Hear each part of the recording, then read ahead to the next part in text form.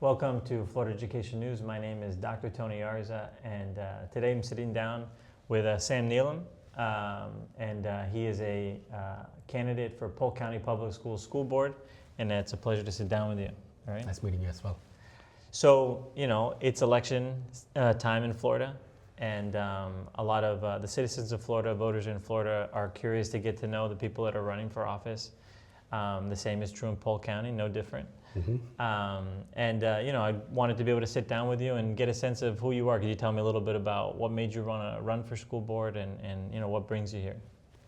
Let me start with saying, address the second part of it. Why am I running for a school board? I'm sitting in front of you purely because of my education qualification. If I don't have the education that I had, I won't be here, even in this country. Doesn't matter. So my life is had some ups and downs. I lost my mom when I was 18 months old, and I grew up in a hostel throughout my life from the age 3 until age 21.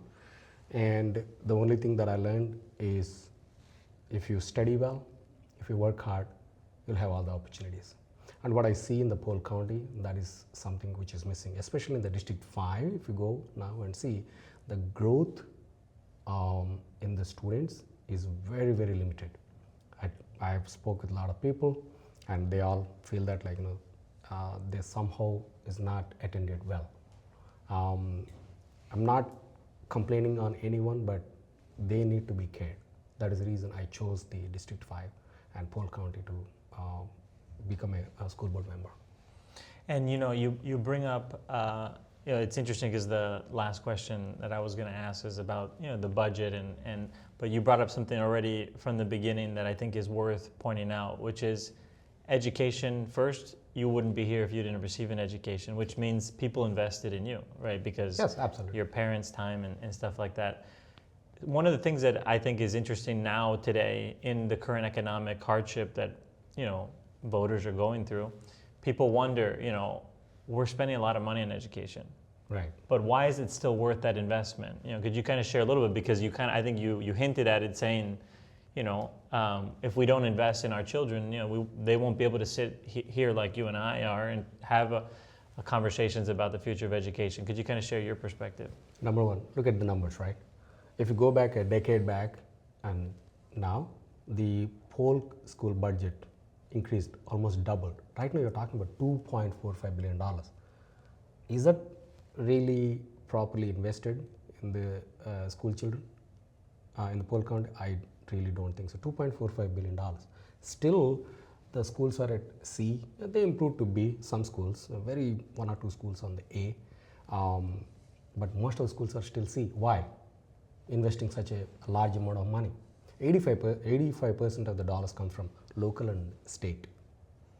Yeah. And where all that money is going? So there is no accountability. There is no outcome-based results. So we need to have an accountability. Number one. Number two, transparency. People need to know where the money is going, how the money is being allocated, and different programs. And finally, the parents and the people should have the choice to choose the model that they want to study. I think that is somewhat restricted, even though they say that, yeah, we have a fantastic school choice in the Polk County. It is only talk, but in real, it is not. It needs to be improved. Yeah, and you bring up a lot of interesting things, and I can hear in your voice a level of frustration. You're obviously running against a sitting school board member.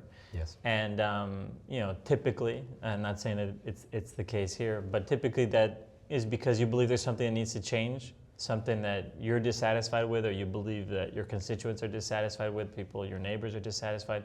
Could you share a little bit of what's the dissatisfaction that's motivating you to say, I think I could do a better job?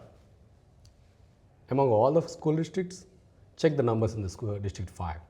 The growth, go back to 2 decades.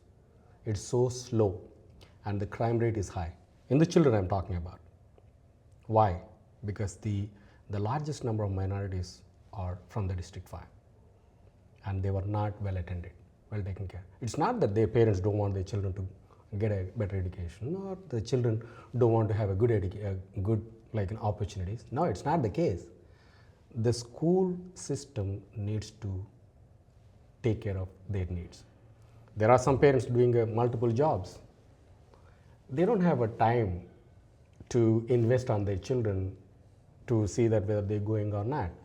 And the school system has to educate first the parents, like, hey, listen, there are online tools. You guys can go and see that whether your student, whether your child is going to school or not, how he is doing or he or she is doing in the school. So that is missing. That is the reason I chose a District 5, because the first thing, I would like to have an engagement model with the parents. So this way, they should know what their children is doing.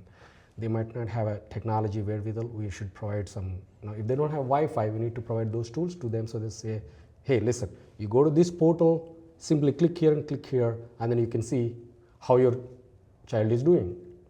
Okay, and also we need to engage from the middle school onwards with those students that, listen, maybe you're not ready for a 4-year degree, but there are opportunities in the trade schools as well. So these sort of engagement models is essential. That is missing from the current leadership. They're not doing that. I heard many people saying that, like, no, we didn't even know who is our school board member. We never heard. I never saw the person. Some of these things, literally, I met, even, forget about the parents, even some of these, the contractors and all those people who work with the school board, they say, like, I don't know.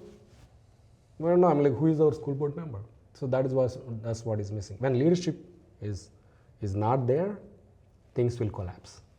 Yeah, so it seems like there's a frustration with leadership. You mentioned infrastructure, and you also mentioned the growth in Polk County. Could you share a little bit more about that? Because I know that there's been some other media outlets that have talked about in Polk County, there's been some frustration around the speed and the inefficiency. I know that there's been plans, I think it's been 3 years, that they've been trying to build a high school, and it's still, I didn't think they've even broken ground. Could you share a little bit about that? Isn't that a joke, first of all? Listen, if you look at the Polk County, just take the growth last decade. Forget about last decade, last 5 years. Have you seen if you are driving an I-4, the I-4 corridor, especially in the Lakeland, Auburndale, and all these places, you see the growth both sides. Okay, so there's a lot of commercial activity. Isn't it funny that somehow the school board is unable to build a high school building for last 3 years? You got to be kidding me. Come on. There's some fundamental problem. So either they are slow walking or they don't know what they're doing. And this is a mystery to me. Okay. And second of all, there are a lot of people want to invest in Polk County schools, like through charter school system, private schools. They want to come and help. I don't understand why the school board is somehow reluctant to work with the investors who really wanted it. It's not for profit. They really wanted to invest first in the Polk County to expand the opportunities for the students to go and have that education access. So. Yeah, no, and one of the other things that's happening in Florida is that universal school choice is the law of the land. Right. Parents are voting with their feet where they want their kids to go to school. Some board members have spoken out against that. I don't know, no one comes to mind in particular in Polk County, but in the state of Florida, there have been board members who have been very vocal against it. Where do you stand on school choice, so that the voters and citizens in Polk County know where you stand on school choice? There's two things. Every parent should have a right to send their own kids where they want them to go. Okay, the school choice, the parental rights and the school choice are the fundamental. There should not be any debate about it. The more choice you have, first of all, America is a capitalist country. Come on, you can't really force people to, hey, this is the lane, you got to go in this lane only. That sounds to me like kind of a stupid thing, So you have to have a choice. America is built on that kind of choice-driven opportunities. Okay, so no one can say, oh, you have to do only this. No, absolutely not. The school choice is a fundamental right, period. And, so just as we wrap up, I just kind of want to give you an opportunity. Is there anything else that you want the constituents and citizens and voters in Polk County to know about you? Absolutely. So I'm not here to just to get a seat on the board. No. I want to provide the opportunity for the entire Polk County community, because everyone's dollar is being paid towards the school board budget, $2.45 billion. So I would like to bring the accountability and the transparency. Everyone need to know where their money is going. It's as simple as that. And lastly, outcome driven.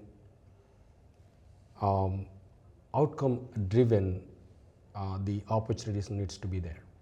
So, for example, like I'm allocating like $1 billion to this.